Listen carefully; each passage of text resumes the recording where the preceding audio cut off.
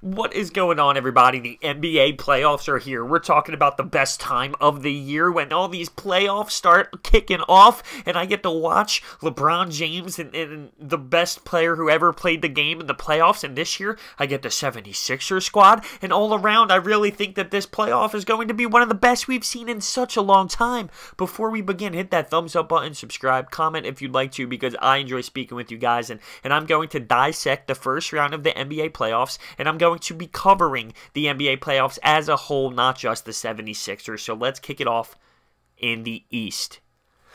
Number 1 seed, the Raptors, play the Wizards, 8th seed, and people don't have that much faith in the Raptors. They don't think that they are a true number 1 seed. They believe that they're faulty, and they're not that great for a 1 seed. And think about a Wizards team that hasn't had John Wall, and he's been hurt for a little bit, and he finally comes back late in the season, and this is a team that can potentially put something together. People really believe that there's an opportunity for the Wizards to take down the Toronto Raptors and DeMar DeRozan and Kyle Lowry. That is interesting to me. I feel like the Raptors are going to still take this one. I get what they're saying because the Wizards don't seem really bad, like an 8th seed, because that bottom half was really only separated by pretty much 1 game, but I still think the Raptors and the mindset of DeMar DeRozan this year, it just might be a little bit too much. The Celtics and the Bucks. Interesting. Who knows how the Celtics are going to play? Really, without Kyrie Irving, somebody who needs injury and is going to miss the rest of the playoffs, that's their heart, that's their soul, that's their primary ball handler. And the Bucks, I mean, they're a young team. They got the Greek Freak.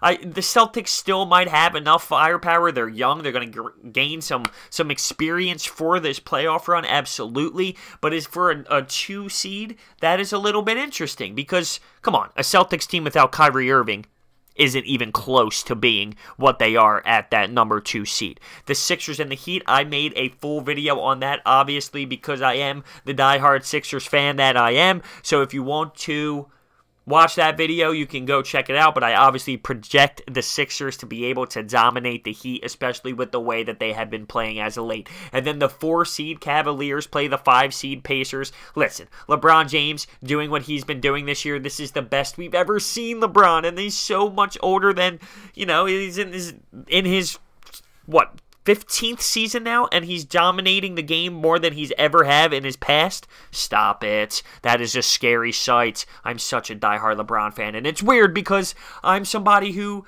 never had to experience a Sixers team that was good and relative, and now I am. So it's kind of heartbreaking because I love LeBron so much and I love the Sixers so much. Obviously, my Sixers fandom takes over LeBron fandom, but I think that they're going to take down the Pacers and win that round. Moving on to the West, the Rockets and the Timberwolves. No contest. The Timberwolves sneak in on a game against the Nuggets on the final game of the season to make the playoffs, but the Rockets are the Rockets. Come on, James Harden, Chris Paul. Don't even get me started with that dynamic duo. The Spurs and the Warriors. Listen, the Spurs are not what we've used to seeing, but are the Warriors? This isn't the same Warriors team.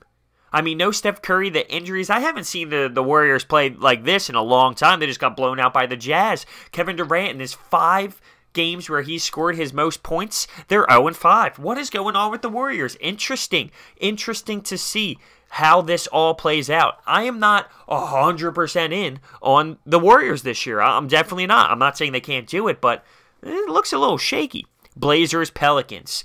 2 teams that are good, but are I'm surprised the Blazers squeezed into that 3rd seed, honestly. They picked it up. Damian Lillard has been doing his thing, and Anthony Davis on the other side has been dominating as well. But they're both 2 teams that really, I don't think, have a chance to really push through to the Western Conference Finals anyway. But I'm going to give that one to the Trailblazers. And then the Thunder Jazz. The Jazz, I mean, hey, Donovan Mitchell, don't get me started due to the Rookie of the Year conversation, but he's been having a fantastic year. You got to give him the nod. He's been leading the team in scoring and leading them to the playoffs. The Thunder, they have Russell Westbrook, they have Paul George, Carmelo, veteran guys. That's going to be interesting. The Thunders are on paper good, but I don't think they have the mentality. For some reason, they're just a little bit off. I don't know what it is, but I think the Jazz are going to take that one. The thing that's interesting is normally the NBA playoffs, you see and hear, oh, I know who's going to win. It's going to be the Warriors and the Cavs every year. It's all about the finals. No one cares. I think this year it's a little bit more interesting in the playoffs. I think that there's more of an opportunity for lower seeded teams to make a little bit of noise. I'm not saying, make it all the way to the finals or whatever, but I think they have more of a chance than they ever have before to kind of make a push and make a little bit of noise in the playoffs based off of their opponents and the seeding this year. I think it's a little bit tougher of a playoff, which is great. It's good for the sport. It's great for the sport. It's great for the playoffs. Like I said, especially how everyone bashes the NBA playoffs and said it doesn't matter because we know who's going to be in it. Listen, do you look at these playoffs and really think it's 100%, no doubt about it, going to be the Warriors and the Cavs again? I can't say 100%. No way I can say that.